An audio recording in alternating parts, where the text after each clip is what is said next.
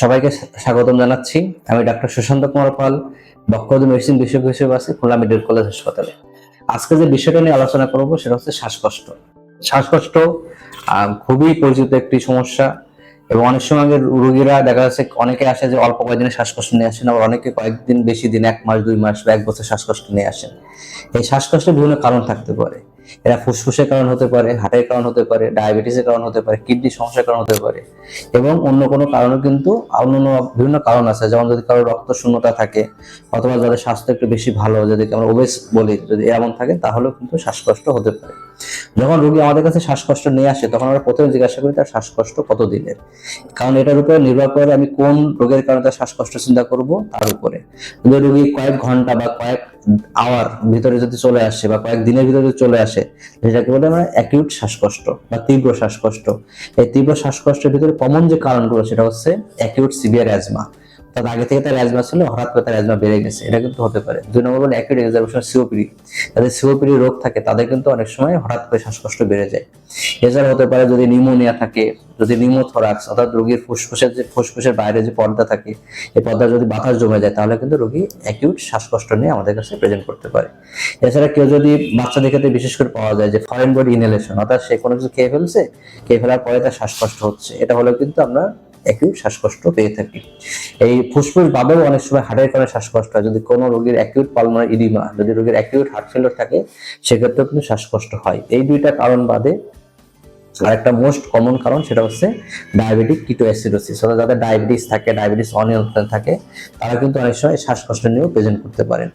এছাড়া আরেকটা হচ্ছে যেটা খুব কমন সেটা হচ্ছে ইউরোমিয়া, অর্থাৎ একটা রোগীর আগে থেকে কিডনির সমস্যা ছিল অথবা রোগী জানে না যে তার কিডনির সমস্যা ছিল, অর্থাৎ দেখা যাচ্ছে তার শরীর ফুলে গেছে, তার প্রস্রাব কমে গেছে, রোগীর শ্বাসকষ্ট শুরু হয়েছে, আমাদের কাছে আসে তখন দেখা গেল তার কিডনির ফাংশন অনেক খারাপ হয়ে গেছে।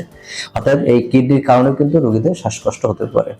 আরেকটা কারণ আছে যেটা খুবই ইয়াং এজে দেখা যায়, যে ইয়াং মেল বা ইয়াং ফিমেল, তাদের ক্ষেত্রে আমরা এটা পাই, সেটাকে বলে আমরা সাইকোজেনিক শ্বাসকষ্ট, অর্থাৎ তার কোনো মানসিক কারণে বা কোনো দুশ্চিন্তার কারণে তার কিন্তু শ্বাসকষ্ট শুরু হতে পারে। যদি এরকম হয় কয়েক ঘন্টার ভিতরে বা কয়েক দিনের ভিতরে, তাহলে সেটাকে বলি আমরা অ্যাকিউট শ্বাসকষ্ট। আর অনেক সময় দেখা যায় রোগীর দীর্ঘস্থায়ী একটা শ্বাসকষ্ট থাকে, যেটা 1 মাসের যদি বেশি থাকে সেটাকে বলি আমরা ক্রনিক শ্বাসকষ্ট। এই ক্রনিক শ্বাসকষ্টের ভিতরে আবার বিভিন্ন কারণ আছে, যেমন অ্যাজমা হতে পারে, দীর্ঘমেয়াদী অ্যাজমা যাদের থাকে, সিওপিডি যাদের থাকে, অথবা ক্রনিক পালমোনারি এম্বোলিজম, ফুসফুসের টিউমার, অথবা দেখা যাচ্ছে তার ফুসফুসে পানি জমছে, এগুলো কারণে কিন্তু তার শ্বাসকষ্ট হতে পারে। এগুলো বাদে দেখা যায় যে অনেকের স্বাস্থ্য অনেক ভালো থাকে, অথবা অনেকে অনেক দীর্ঘদিন ধরে, আমরা বিশেষ করে মহিলাদের ক্ষেত্রে পাই যে দীর্ঘদিন ধরে তারা রক্তশূন্যতায় ভুগতেছেন, তারাও কিন্তু অনেক সময় শ্বাসকষ্ট নিয়ে প্রেজেন্ট করেন। এছাড়া দেখা যায় যে অনেক সময় একটা রোগী অনেকদিন ধরে শুয়ে থাকার পরে যখন হঠাৎ করে এসে উঠতে যায়, ভালো হয়ে যাওয়ার পরে যখন হঠাৎ উঠতে চায় তখনও কিন্তু তার শ্বাসকষ্ট হতে পারে, এটাকে বলে আমরা রিকন্ডিশনিং। আমরা মোটামুটি এই কারণগুলো প্রথমে ইভালুয়েশন করার চেষ্টা করি, যে একটা রোগী শ্বাসকষ্ট যখন নিয়ে আসে, যখন রোগী আমাদের কাছে শ্বাসকষ্ট নিয়ে আসে প্রথমে আমরা আলাদা করি যেটা তার হার্টের কারণে ফুসফুসের কারণে শ্বাসকষ্ট, নাকি হার্টের কারণে শ্বাসকষ্ট, নাকি কিডনির কারণে শ্বাসকষ্ট, না অন্য কোনো কারণে শ্বাসকষ্ট।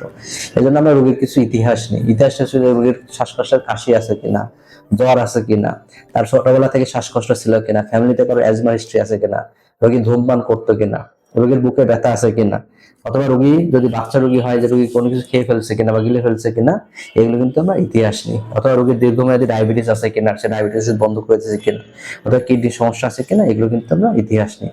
এরপর যেটা ইতিহাস নিই যে রোগীর আগে থেকে কোনো হার্টের সমস্যা আছে কিনা, তার প্রেশার আছে কিনা, ডায়াবেটিস আছে কিনা, আগে হার্ট অ্যাটাক করছিল কিনা, তার আগে থেকে হার্ট ফেলিওর ছিল কিনা, এটা কিন্তু আমরা ইতিহাস নিই। ইতিহাস নেওয়ার পরে আমরা জিজ্ঞাসা করি শুলে শ্বাসকষ্ট বাড়ে কিনা। সাধারণত যাদের হার্টের সমস্যা থাকে তাদের কিন্তু শুলে শ্বাসকষ্টটা বাড়ে। মোটামুটি এইগুলো আমাদের সবথেকে বেশি কারণ। এছাড়া অনেক সময় দেখা যায় যে বিভিন্ন মহিলারা থাকে যে যাদের বলে যে সাধারণত হাঁটাচলা করতে গেলে শ্বাসকষ্ট হয়, কিন্তু তার অন্য কোনো কারণ থাকে না। তখন পরীক্ষা করে দেখা হলো তার রোগীর এনিমিয়া আছে, রক্তশূন্যতা আছে। এই রক্তশূন্যতা থাকলেও কিন্তু রোগী অনেক সময় শ্বাসকষ্ট নিয়ে আসে। আর অনেক রোগী আছে যে অনেক পরীক্ষা নিরীক্ষা করা হয় কিন্তু দেখা যায় তার কোনো কারণ পাওয়া যায় না, কিন্তু দেখা যায় যে রোগীর স্বাস্থ্য অনেক ভালো, রোগী অনেক অবেস, এইগুলো থাকলেও কিন্তু রোগীর শ্বাসকষ্ট হতে পারে। এখন যখন রোগী আমাদের কাছে আসে তখন আমরা কি কি পরীক্ষা করি? যখন একটা রোগী আমাদের কাছে অ্যাকিউট শ্বাসকষ্ট নিয়ে আসে তখন আমরা প্রধানত যেটা করি, এটা এক্সরে করি, একটা ইসিজি করি, কিডনি টেস্ট এবং ডায়াবেটিস টেস্ট, অর্থাৎ 4টে টেস্ট কিন্তু করাই লাগে আমাদের। এছাড়া রোগীর রক্তশূন্যতা আছে কিনা সেটা দেখার জন্য কিন্তু আমরা সিবিসি করি, এবং আমরা যদি এক্সরে করি তাহলে কিন্তু অনেক ধারণা পাই যে তার একটা নিউমোনিয়া আছে, নিউমোথোরাক্স, নাকি পালমোনারি এমবোলিজম নাকি টিউমার আছে, এগুলো কিন্তু আমরা জানতে পারি। এবং পরবর্তীতে যদি মনে হয় যে না তার ফুসফুসের সমস্যা আছে, তখন কিন্তু আমরা অনেক সময় সিটি স্ক্যানও করতে পারি। আর একটা মোস্ট কমন কজ যে ক্রনিক শ্বাসকষ্ট, সেটা হচ্ছে ডিপিএলডি। ডিপিএলডি কি? যেটা হচ্ছে আমাদের যেখানে অক্সিজেন ও কার্বন ডাই অক্সাইড আদান প্রদান হয় ফুসফুস এবং রক্তনালী, সেটা মোটা হয়ে যায়। যদি মোটা হয়ে যায় তাহলে রোগী কিন্তু এরকম শ্বাসকষ্ট নিয়ে আমাদের কাছে প্রেজেন্ট করতে